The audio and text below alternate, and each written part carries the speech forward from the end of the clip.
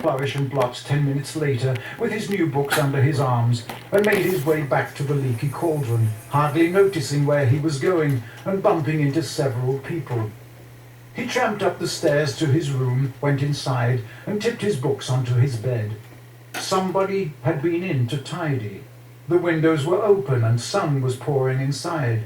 Harry could hear the buses rolling by in the unseen Muggle Street behind him, and the sound of the invisible crowd below in Diagon Alley. He caught sight of himself in the mirror over the basin. "It can't have been a death omen," he told his reflection defiantly. "I was panicking when I saw that thing in Magnolia Crescent. It was probably just a stray dog." He raised his hand automatically and tried to make his hair lie flat. "You're fighting a losing battle there, dear," said his mirror in a wheezy voice.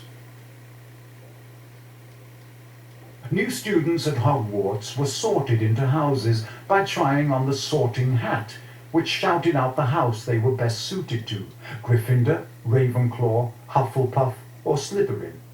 Professor McGonagall strode off toward her empty seat at the staff table, and Harry and Hermione set off in the other direction, as quietly as possible, toward the Gryffindor table. People looked around at them as they passed along the back of the hall, and a few of them pointed at Harry. Had the story of his collapsing in front of the Dementor travelled that fast? He and Hermione sat down on either side of Ron, who had saved them seats. "What was all that about?" he muttered to Harry. Harry started to explain in a whisper, but at that moment the headmaster stood up to speak, and he broke off.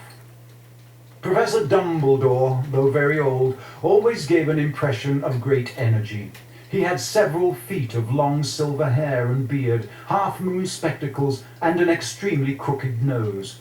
He was often described as the greatest wizard of the age, but that wasn't why Harry respected him.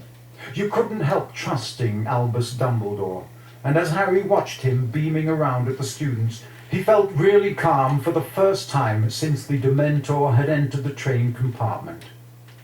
"Welcome," said Dumbledore, the candlelight shimmering on his beard.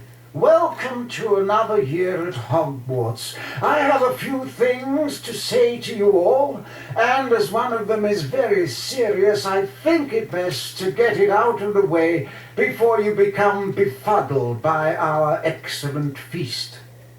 Dumbledore cleared his throat and continued. "As you will all be aware, after their search of the Hogwarts Express, our school is presently playing host to some of the Dementors of Azkaban, who are here on Ministry of Magic business."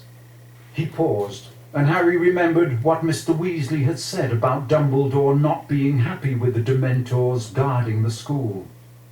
"They are stationed at every entrance to the grounds," Dumbledore continued, "and while they are with us, I must make it plain that nobody is to leave school without permission. Dementors are not to be fooled by tricks or disguises, or even invisibility cloaks," he added blandly, and Harry and Ron glanced at each other. "It is not in the nature of a Dementor to understand pleading or excuses. I therefore warn each and every one of you to give them no reason to harm you. I look to the prefects and our new head boy and girl to make sure that no student runs afoul of the Dementors," he said. Percy, who was sitting a few seats down from Harry, puffed out his chest again and stared around impressively. Dumbledore paused again. He looked very seriously around the hall, and nobody moved or made a sound. "On a happier note," he continued, "I am pleased to welcome 2 new teachers to our ranks this year. First, Professor..."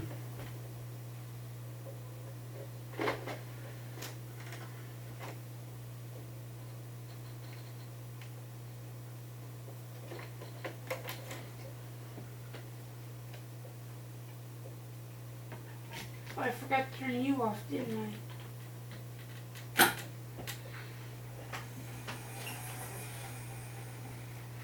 Join us for caregiving exercises at noon. I know that wasn't the greatest, but I'm trying to get these books in too, so it's taking some time. Plus, it screwed up at the beginning, so.